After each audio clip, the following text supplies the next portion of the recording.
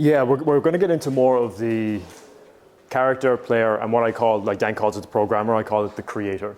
Same thing. And to start off, it's funny because I was chatting to Dan just before we actually started the event, and the last time I was in LA 8 years ago, I was sleeping on a blow-up mattress, and I was with 12 of my friends. We were all living in a 2-bedroomed, unfurnished house in San Diego. And it's just funny to reflect on, like, now being here, speaking in front of all of you, so this is amazing. So what we're going to talk about is really understanding reality. And this is a training that I recorded for private clients a couple of weeks ago, but I want to kind of iterate it and share with you here to go deeper on what we talked about, which is like the player, the character, and just understand more about reality. We're going to get scientific, nerdy at times, quantum physics, a little bit like that, so we can really understand what it means to be the creator of your reality, because sometimes it can sound very like cool, but what does that mean? So if you're not fully grasping it, don't worry, we'll kind of loop back at the end to everything we've talked about. So what we're going to cover is the illusion of the physical world, understanding the basis of reality, the observer effect, atoms, and how that plays into like particles and things like that, as well as the money frequency cycle to tie it back into everything around money, and creating with the quantum fields, the quantum field of information that's all around us, as well as mastering perception, frequency, the 2 keys to all of this, and the illusion of time and the creative perspective, which is what Dan was talking about as well.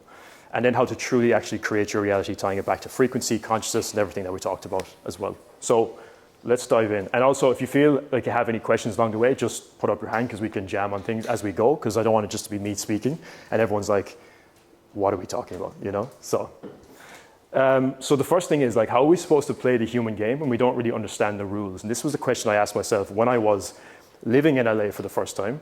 And I was there, and I remember being on the phone to my mother at the time, and I just turned 21, and I was like in tears, trying to figure out, like, why am I here? What am I doing? And I felt like I was spiritually awakening, but had no idea what to do with that information.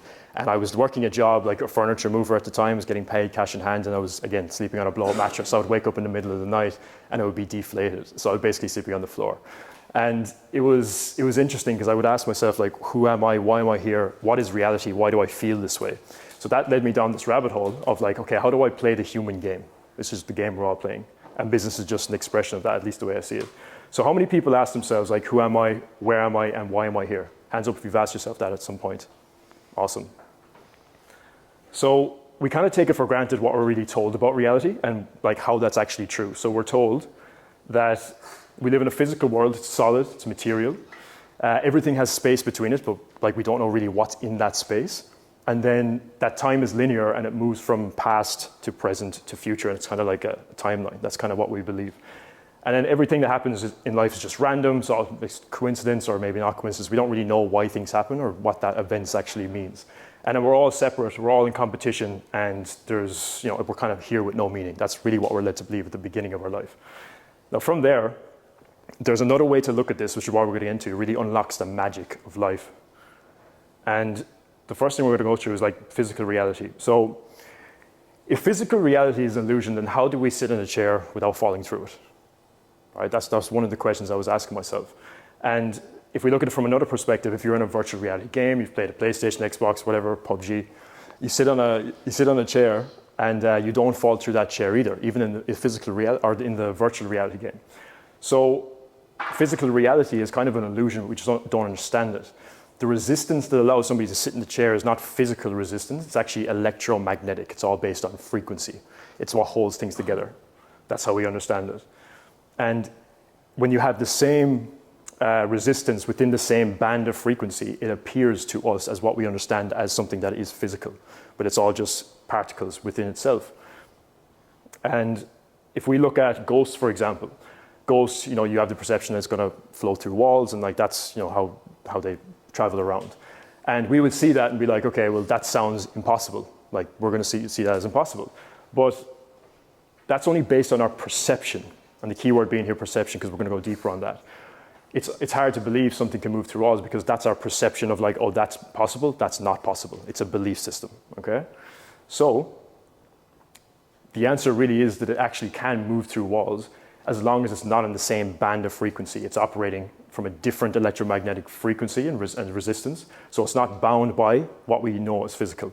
So we're going to get more simplified. We're going really deep into like quantum. So that's what we see as physical resistance. And then it's the same way that our reality really works. It's kind of like we're in a virtual reality game. It's the same way because all it is around us is information. And this is how I look at it. So Wi-Fi is an example of this. Wi-Fi is just a field of information, and the only place that we really see that information is on a computer screen, because the computer has decoded the information for us to be able to see it. But it's all around us at every moment, and it's carried by radiation. But the information changes form when we use a computer. The computer was created so that we could decode the information from the Wi-Fi field, so it goes from old form into new form. Okay? So that's how we perceive the information. And the computer, like we said, has decoded the information from the Wi-Fi frequency into a new form that we experience as the internet, right? And the internet, like videos, images, social media, all these things, they appear on the screen. That's the only place that we actually experience that, but it's everywhere, okay? So everywhere else around that is Wi-Fi field, it's codes, it's electromagnetic communication systems, it's all just like happening. But our mind works the same way, and human beings, we do the exact same thing. We're doing it all right now as well. So how we do this is our mind decodes information through our 5 senses and also our higher faculties. That helps us shape the perception of reality and how we navigate that, how we take in the information.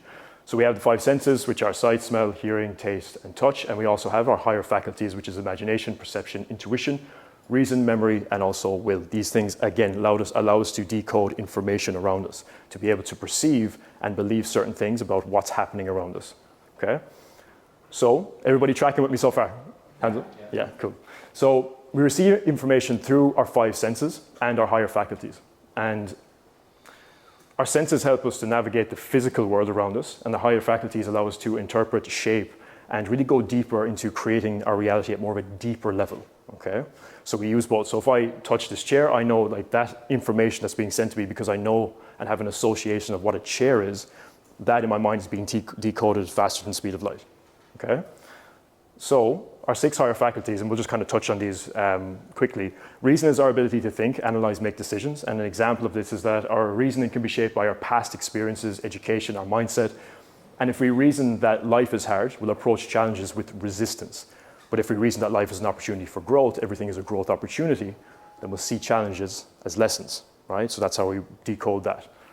The next one is our intuition, so it's our ability to sense information beyond the 5 senses into the quantum field around us of information. So our intuition helps us connect with the energy fields of unseen aspects of reality. By trusting our intuition, we can make decisions that align with our higher purpose, avoid paths that are going to lead to more resistance or something that's out of alignment. Is actually how we know that. So trusting our intuition, that's really what that comes back to. The next thing then is perception, so how we interpret reality. This again is like how we take in the information around us. So 2 people, for example, can experience the exact same event, but have completely different experiences based on their perception. So their perception will shape their reality differently. So if you perceive failure as a learning opportunity, you'll grow from it. If you perceive as a personal flaw or an attack on you or who you are in your self-identity, it will hold you back. So perception defines how we interact with the world, okay? Will is our ability to focus on direct energy, so willpower. So you show up, you use your willpower to be able to get things done. And this helps us stay aligned with intentions, allows us to consciously create in the physical world, okay? Our memory then stores past experiences and emotions, which influences how we react to new situations. So those memories, if we had a bad experience, for example, will shape how we perceive something in the future. So past memories will create future expectations and imaginations, okay? And that's how we make decisions. They can hold different emotional charges as well. From there, imagination allows us to create visions for the future, actually tap into the unseen and bring that into the now moment, because when we're thinking of it in the now, it exists in the now, even though it doesn't exist physically yet. So we can bring it into the now. That exists the same way as the physical world around us is, because it's the information that we receive. So our 5 senses provide us with raw information from the physical world, but they only tell part of the story. The higher faculties actually allow us to respond to, interpret, and ultimately create our reality when we combine the 2. All information just interacting with other information. So our perception then acts as a filter that determines how we interpret what we see, hear, and feel. So we have our 5 senses, but our perception of that will allow us to decode that even further on a deeper level. Our reason helps us form beliefs about what's possible for us. And our imagination allows us to see beyond certain circumstances and envision a new reality, okay? So they all tie together, and we're going to loop this back in a sec. So intuition then helps us tap into like unforeseen or unseen forces, guiding us to alignment with our purpose, our mission, everything that comes with that. And will empowers us to focus on what are the necessary things to do in the physical world to actually bring this into reality. And memory influences our subconscious beliefs and habits, which helps us to reframe and to shape our memories into something more powerful that's going to help influence what we see in the future as well, okay? So there's this great diagram from, I think it was introduced by Bob Proctor originally. And this is a really good way to look at it, because when we see or when we experience information through our five senses, you can see it goes from the conscious mind. But our higher faculties are there at the side as well, always happening. But when we're from the ages of 0 to 7, all of that is happening without the conscious mind actually being as a filter. So everything in terms of the information that we receive from our environment through our five senses and our higher faculties from the ages of 0 to 7 will form your beliefs about money, how you see yourself, how you see the world based on your family, okay? So your conscious mind is open, and then that starts the deprogramming process for the years after to come, okay? But that's all part of the journey as being a human being, at least the way I see it, because we have to be able to be programmed to deprogram, to experience and remember who we are, right? And that shapes then our body, so how we operate in terms of our internal vibration, our frequency, how we feel on a day-to-day basis, because they will be linked to the program that we have running in the subconscious, which will influence actions, which then generates results, okay?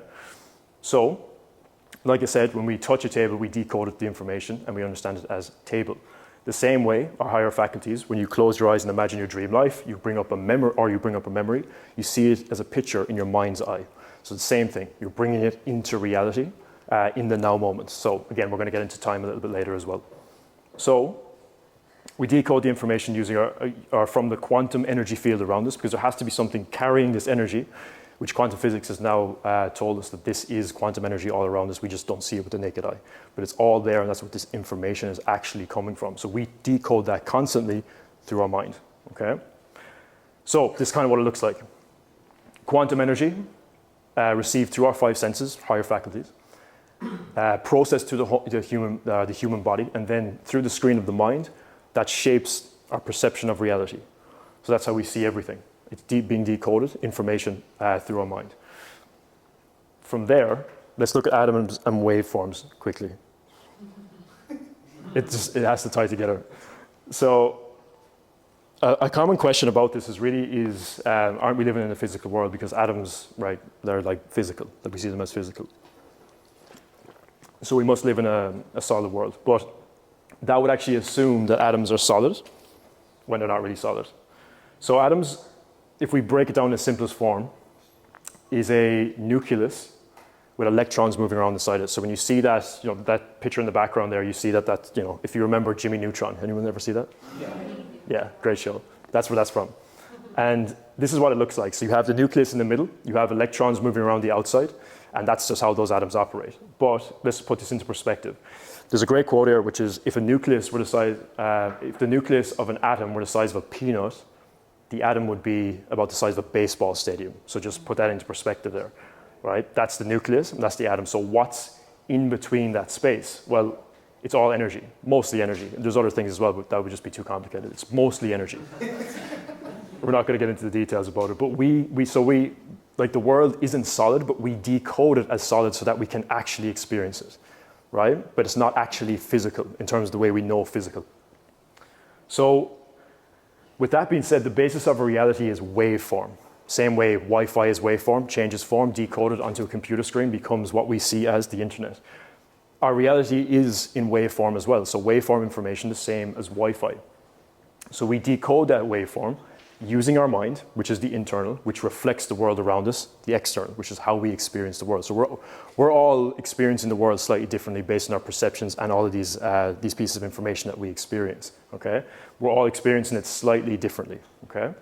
So we think the world is outside of us, but we're actually the ones creating it. So if we dive deep into like create your reality, this is actually what's happening to create our reality. So there's this thing called the observer effect, which is a study within quantum physics. And this is based on like mainstream science, and the perception is the observer effect. And like when we look at this, it states that something is observed it turns into physical, but until then, it's actually in wave format. And this is an interesting thing that I think Sam Ovens brought up in the original consulting.com as well, is like when you leave your office and there's no one else in your house, you leave your office, you go out and you do something. How do you know that that office is still there in terms of like as a physical structure? We don't know. We'll never be able to answer that question, but it's an interesting thing to just think about. So this is how the observer effect works. Before the observation, everything is in wave format, but at the time of observation, the particles combine together and we see it as physical. So our mind is constantly doing that faster than we can even comprehend consciously. So when you leave your desk, how do you know it actually exists physically when you're not actually observing it? And the same thing happens when you close your computer, when you shut off the internet. It goes back into its original form. It's gone from the computer screen. So the act of observing actually allows us to decode information that presents the illusion of a physical reality around us. So how does this work? Well, the information comes into our five senses. It turns into electromagnetic or electrical information, carries it to the brain decodes it as holographic information, and that is reality around us, okay? So again, it changes form. So with all this information, our subconscious specifically takes in 11 million pieces of information every single second, which is a lot of information. So we have to simplify that and we have to have filters because we only use about 40 of it to actually create the reality around us, okay? So we're not actually at the mercy of life. We're the ones creating the life experience that we have, even if we don't realize it. So with this understanding, you can see that you actually are creating your reality at all times. It's not that you decide to do it, you just are always doing it already. It's just that now you're with everything we've been sharing over these last couple of days, now you're going to start consciously creating it, okay? So let's look at the quantum field for a second, because this can also be used as the example of the cosmic Wi-Fi. So the same way Wi-Fi is in wave format, this can be considered cosmic Wi-Fi that we're always taking information from. So within the quantum field, there's infinite possibilities. And we have to have a filter for this information because, again, 11 million pieces of information, a lot of information. We need to have filters for that. So those filters, if we look at it from a Wi-Fi perspective, when you type into Google or you go to Instagram, that is the same thing as filtering information, right? You're not going to get all the information, you're just going to get what Instagram gives you or Google gives you or whatever the site is. So again, it filters information. But our mind does the same thing. So the way we get excited about certain things, our emotional state, passions, and our perceptions, beliefs, that will be the filter for the information that we receive from the quantum field of information around us, okay? So again, we're all experiencing things differently based on our perception, our beliefs. We're all taking in information, but we're taking it in differently based on our filters, okay? So some people get excited about certain things compared to others, and then you lean in that direction based on that, okay? Same with your emotional state, which we're gonna go deeper on in a second. So again, the quantum field of information, it just works the same way. Your excitement, your passions, how you feel, your vibration, everything is going to determine the reality that you experience around you at all times, okay? So the filter determines the reality that you experience. And the first key to this is perception, which we touched on. So your perception is going to form what this really looks like. So perception is the process by which we interpret and make sense of the information, because we have to be able to make sense of it. So perception is the thing that we use to process that, the things that we get from the environment around us.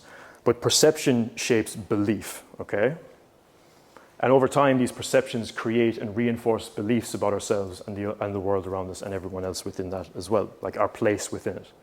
So an example of this, if you repeatedly perceive that people are untrustworthy, even from negative experiences, again, stored in the memory, which is going to create a future expectation or imagination that something's going to be the same way in the future, okay?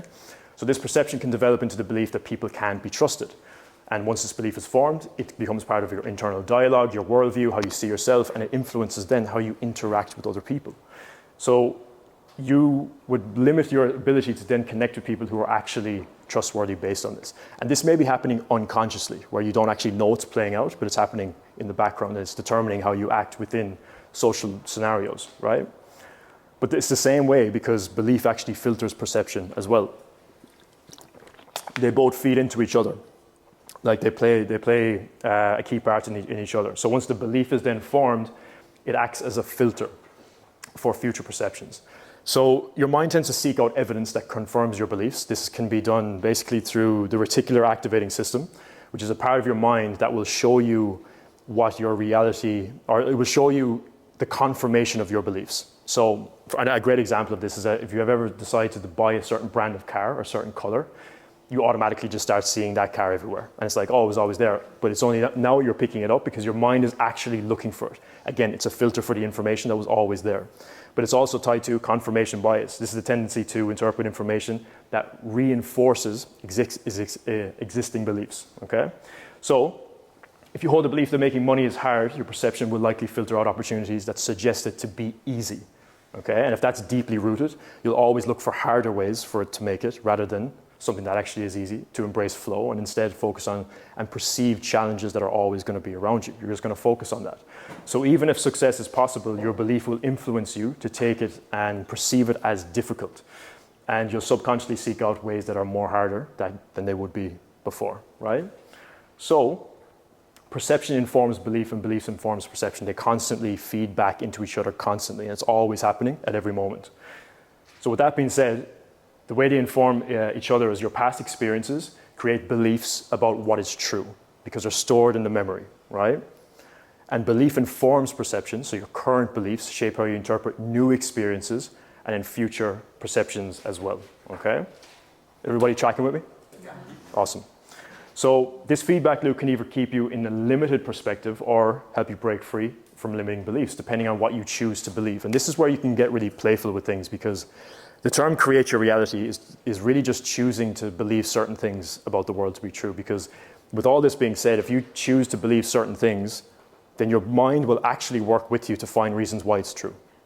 So you can actually get playful with this, and it can be that simple, okay? So if you believe that money is scarce, you'll perceive situations that reinforce this, such as missed opportunities or just difficulties in general. But when you shift your belief to abundance is all around me, your perception starts to shift and you begin to notice opportunities to increase your income that you may not have seen before. So again, it's just about being playful with it and just choosing, okay, what's the belief that actually serves me? And then it's about just constantly programming that into your mind and getting playful with it, okay? So both realities are equally present at the same time. Like you will always find opportunities to find scarcity and always find opportunities to find abundance. They're on the same spectrum, okay? So they both coexist. Which one do you want to choose? But this actually informs like our actions and behaviors and how we show up in the world as well. So this is how it all ties together, and we're going to show this in a diagram format in a minute as well. So if you believe something to be possible, it's more likely you're going to take actions in alignment with that belief because we want to confirm our own beliefs. We don't want to work out of alignment with who we believe ourselves to be, okay? So these actions will then lead to certain results that will again feed back into that belief being more solidified, right? So this is what it looks like. Perception and belief, filters for perceiving reality, leads to a certain emotional frequency that we feel, which triggers certain thoughts, behaviors over a longer period of time, which it then becomes our self-narrative, how we view ourselves, the stories that we tell ourselves, okay?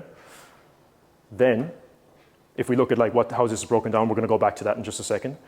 So the beliefs act as a filter how you perceive the world around you and yourself. Many beliefs are subconscious, they're formed early in life, 0 to 7, like we talked about. And then perception is how you interpret the world and yourself using and filtered through these beliefs.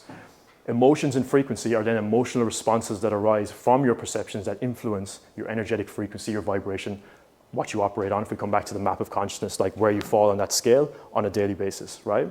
The thoughts are the mental narratives that are shaped by the emotional state and belief that will back up these beliefs, okay? So the thoughts that you have. And the actions and behaviors, the outward expressions are basically coming from the inner world. They'll reinforce your beliefs and your self-identity over time, leading you to take certain actions over others, right? The self-identity is then the narrative that comes from all of the combination of those things playing out over time. So the self-identity can be shaped by you, meaning that you can change your identity to something new at any point. It becomes completely malleable. You can change yourself to somebody completely new by mastering this process. So let's look at an example of this in just a second. But the second key is frequency, energy, vibration. And there's a quote from Nikola Tesla: if you want to understand the secrets to the universe, think in terms of energy, frequency, vibration. So this is coming back to the map of consciousness that Dan has talked about, that we're going to be referring back to in just a second, because this will dictate everything that plays into the self-identity that gets formed. So everything has a frequency. So your thoughts have a frequency, your words have a frequency, spellings, words, spells, like you're casting that out into the world, okay? They hold a frequency. Your emotions, love is a frequency, hate is a frequency, Money is a frequency, your body holds a frequency overall, which is a combination of all these different things. Table has a frequency. They're all just operating on different stages of frequency. So your perceptions are represented by frequencies. And what I mean by that is, if we look at lower emotions like fear, guilt, shame, and anger, they're considered low frequency vibrations, okay? You're in a low vibe, basically. And if we look at emotions like joy, love, gratitude, excitement, they're considered high frequency vibrations, right?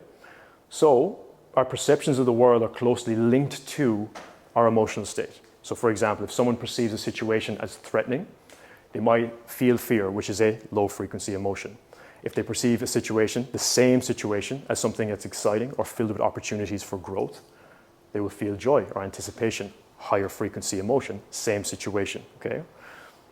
So a low frequency then perception is if you perceive the world around you through a lens of fear, you're likely operating from a low frequency, which tends to attract more experiences like that match the frequency, because we will always attract what we vibrate at over a continuous basis. So high frequency perception is then the perception based on gratitude, love, or just joy in general. You're operating from a higher frequency, which means you attract more opportunities that are simultaneously related to that abundance and positivity that you're emitting out into the world. Like the reason we get attracted to people is because we feel a sense of abundance that we may feel that we lack, so we're drawn to that person.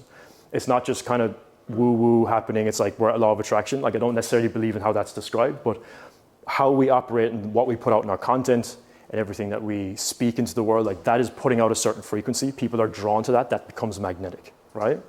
So if your perception and self-identity is I'm powerless, I'm not good enough, that holds a certain frequency. Even that thought alone puts out a certain frequency that's going to create a ripple effect in the quantum field to come back to you in some way, shape, or form. It's cause and effect. It's like throwing out a boomerang. It has to come back to you in some way.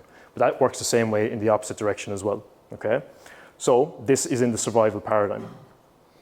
So let's look at that diagram in a little bit more detail and how they inform each other using emotions and frequency, tying it back to the money cycle, okay? So beliefs influence perception. So imagine someone holds a subconscious belief that money is scarce or I'll never have enough money. Even if they're rich and they have a lot of money, you can still hold that belief, right? And maybe that's the thing that was actually driving them to create the wealth in the first place. So this belief could have been informed from childhood, observing family struggles or hearing things like we can't afford that, money doesn't grow on trees, or rich people are greedy. Hands up if you've ever heard those things growing up. Yeah. So with that being said, this belief filters then your perception of reality. So this person's belief that money is scarce so shapes how they perceive financial situations. And then if they receive a bill or an unexpected expense, they'll perceive it as a crisis, which will then reinforce the belief that money is always slipping away. So again, you'll find confirmation as to why this is true, always. So the belief creates a filter that causes them to focus on lack, difficulty, financial hardship, even when opportunities for abundance are present, and even when they have money in their bank or whatever that looks like. Cool. So every time they get a paycheck, they may feel anxiety that it's not enough. And when they think about future expenses or savings, they feel frustrated or defeated, as if they're never able to get ahead. When they think of spending money or investing money, they get a sense of fear of losing money. And these three different emotions carry a negative charge attached to it around money. So now you associate money with these emotional charges that keep you stuck in a survival paradigm. So it lowers your level of consciousness every time you think of money. So now the association is there, which is going to tie together even deeper. So every time you interact with money, it's going to look like that. So this is what it looks like from a scarcity perspective. So money is scarce and I have to work really, really hard to get by, which is the belief. That informs perception. So seeing situations that reinforce the belief, example, missed opportunities or bills or anything like that, that will trigger a certain emotion frequency, which will be fear, anxiety, stress, every time they deal with money or come in contact with it, okay? That will trigger certain thoughts on a day-to-day basis, which is I'm not going to be able to cover my expenses this month, I'm not going to be able to pay for this, X, Y, and Z, whatever that looks like. The behavior will then be not looking at their bank account or avoiding, interacting with money in any way because they're kind of afraid of it. They don't want to interact with it, which will again cause missed opportunities to invest or even cut back costs, which could actually limit their ability to grow their income because they want to save and they're being in scarcity. And this will tie back into the identity, which is I'm a poor person that can never make enough money. Now, they may not be consciously thinking that, but they'll feel it within themselves, right? But it works in the same way as well in the opposite. So if you hold the belief of money is abundant and easily flows to me, you'll start seeing bills as an opportunity to manage money more mindfully, tracking your expenses, right? Because it's tied back to the belief. They then trust that money is on its way to them to meet their needs. The emotional frequency that's tied to that is trust and gratitude, feeling calm, knowing that they will have or have enough. Okay? I always have enough. I am enough. Therefore, money is enough. I have enough of it. So I'll always have enough to cover expenses would be the thoughts that are tied to that. Let's keep growing. Let's keep moving. The behaviors that will come from that will be, feeling empowered to even track expenses, or, looking at new ways to create income, or just exploring investments and just continuing to grow, not letting the current situation and what's happening around you affect how you actually show up in other areas of your life as well, which will again come back to the identity of, I'm an abundant person. This is how I operate. I am enough. I have enough. Okay? So let's look at working with the quantum field of information that's all around us, right? And again, with all these things I'm sharing, whatever's true for you is true for you. Like, I'm not here to change your beliefs, and it's not here to, just force you to believe this, but this is how I see the world. And whatever's true for you is true for you. So whatever you're receiving right now is the thing that you're meant to hear. So you'll always get back to frequency that you put out into the world. And carrying dense emotions like fear, shame, frustration, or guilt can lead you to interact with the infinite quantum field of possibility from a limited perception. So think about it this way. You have a field of information around you that could give you anything that you want, but if you have this limited perception, it's going to filter that information for you. So you're not going to receive what you're meant to receive. You'll only receive what you're perceiving and what you believe within yourself, okay? So the limited perception will act as a filter for the information you receive from the quantum field. And you start to create this self-fulfilling prophecy. So I don't deserve, so I'm not worthy, therefore you do not receive. And you just constantly put that out, right? The same way, your perception and self-identity forms the belief that you believe to be true about your reality. So that becomes a truth, a universal truth for you over time, okay? Comparison and judgment works the same way. So if you look at people online and you're like, okay, I'm poor in relativity to this person compared to this person, therefore I'm poor. You hold that belief, you'll put that onto the world, and your reality will show you why you're right. Your mind will look for reasons why this was 100% true, okay? So you start to then manifest and bring a life into reality that is based off this perception and belief of I'm powerless, I'm not good enough, which then just by you looking at the reality around you is 100% true. And that's where the loop, you can get stuck in that loop, because what you see around you is truth, but you've created it, right? So we have to be able to interrupt this cycle. But the beautiful thing is this works the opposite way as well. So this is something I hold true to myself as well. Take this whatever way you want and whatever you believe in terms of religion, God, whatever. But I see it as when we remind ourselves that we are infinite consciousness and awareness, and our body is simply the vehicle for this earth experience, we change our perception and self-identity. Because we come from a more expansive place, not just the character, we're coming from the creator, which we'll go into in just a second. So we start to see that we're here for a short period of time, living and learning through this earthly experiences as consciousness within a human vehicle. So that perception of self is unlimited and expansive. So we're operating from that place, from a higher state of consciousness, a higher state of frequency. So an expanded frequency means that you have completely new life within the quantum field of possibility. You receive new information. That's what it comes back to. You're receiving new information. It's going to change how you view the world. So that becomes a self-fulfilling prophecy again. So I'm infinite awareness, consciousness, and abundance. You put that out into the world, you get that back because your mind will show you reasons why you are 100% correct, right? So you will receive that. And there's a delay time within it because we live in a physical world for that to actually come into reality. So this is really the process of spiritually awakening. So you begin to notice incredible synchronicities, lucky opportunities, increase the income, and attracting new and better relationships. But you have to actually consciously, when you're in this like reprogramming process, you have to look for those, because you'll be fighting against your programming at all times. You're constantly fighting against your old beliefs. You'll constantly find reasons why it's not true. You have to look for them. The small little things, you have to find them. And when you do that, you begin and continue the reprogramming process, okay? That's how manifestation works. You become magnetic for the things that you want, right? So perception is the dictator of our lives, but we actually control it. So we actually are the creators of our reality, right? Literally. Now, this is a quote from Alan Watts. The world is devoid of light, heat, weight, solidity, motion, space, time, or any other imaginable feature. All of these phenomena are interactions or transactions of vibrations with a certain arrangement of neurons. So what does that mean? In other words, everything is a construct of the mind. It decodes waveforms to create illusions that we see as reality around us, okay? The illusion of time. So 1 second, we're just gonna touch on this because this is gonna tie into the creative perspective. So a watch is a human creation. We've created it to make sense of time, right? But it doesn't actually exist. The only thing that exists is right here, right now. Like, just think about that for a second. When you're in the past, you're in the now moment. When you're going to be in the future, you're going to be in the now moment. So it all exists in the now. We only just see it as something that really looks like this. Everything else that's outside of that is it's basically the decoding process when we think of the future or the past, because we're always in the now, okay? So it's all happening in the now. So what if you could actually manipulate your mind to decode reality in a certain way? Well, you absolutely can. Be delusional. You got to be playful with your beliefs. Like, you have to just choose to believe certain things that are going to help you and serve you moving forward. And when you do that, you find reasons why that's true, because your mind will be helping you. So you're actually going to start creating that, and then you will start to see it physically. That will reaffirm it all, like, over and over again, and that will become your self-identity and who you are, right? So when people talk about the matrix, we live in a society that's based on lack and limitation, but we didn't decide that. Like, that's our programming. Anything that is limiting you in any way, shape, or form is not you. It's not the essence of you. It's not the real you. It's a default program that's playing out, okay? That allows us to grow, because without those limited perceptions, without those limitations that we experience, we wouldn't be able to choose the other side. So we wouldn't be able to remember who we truly are, because if we came onto this planet and we were just infinite, infinitely abundant, everything was amazing, then why would we be here? We're here to grow. We're here to expand.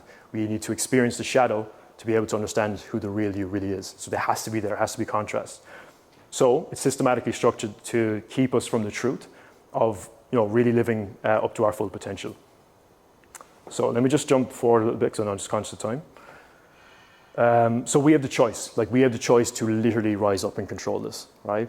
Now with this new understanding, you know that you actually are the creator of your reality. But this requires the creator perspective. So this is similar to what Dan mentioned. Dan calls it the programmer, I call it the creator, same thing. So what does it mean to be aware? Well, this is really what it looks like, and you can keep going back. So the character, player, creator, programmer, whatever you want to call it, but it's infinite observations, because you can be aware of being the observer, and that can keep going back. And the deeper you get into things like meditation, the more you'll realize that you can be constantly aware of being aware. So it never ends, right? But to keep it simple, we'll just focus on those three. But this is how I look at it, because if you look at the table, like me and Jason were looking at the ants on the table earlier. When we look at the table and see the ants, we can see the laptop, the wall, and everything that's in front of it.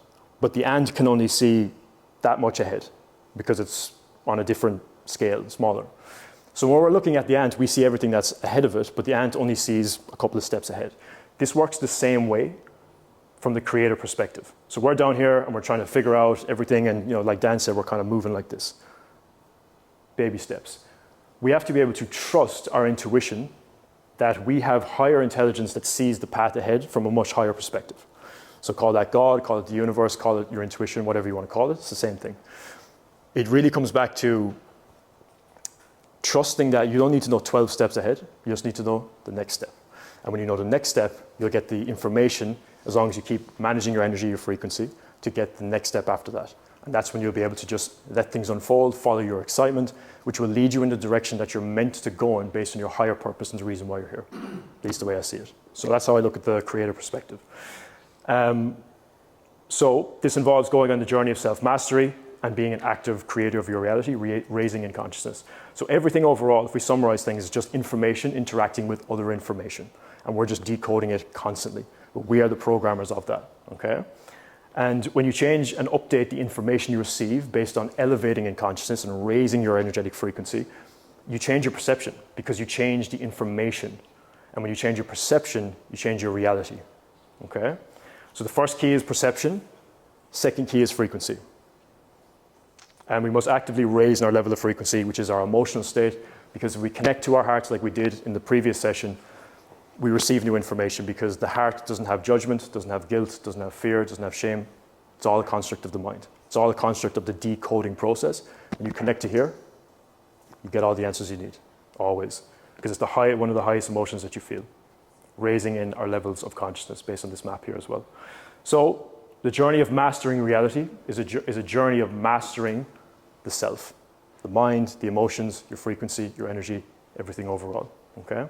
So I'll finish off with this quote, which is, you are an aperture, which is like the lens in the camera, through which the universe is looking at and exploring itself. We all have our own unique perspectives, and the way I see things overall is that whether you think it's universe, God, whatever you believe in, it's like the hand, right? That's universal consciousness, and we are splinters of that, experiencing reality to understand itself. And that's what I believe around that. So the last thing I want to share with you guys is, this is something that I shared with Dylan and Janardan. We're going to Vegas tomorrow, and we're gonna go to Mexico and go to Colombia.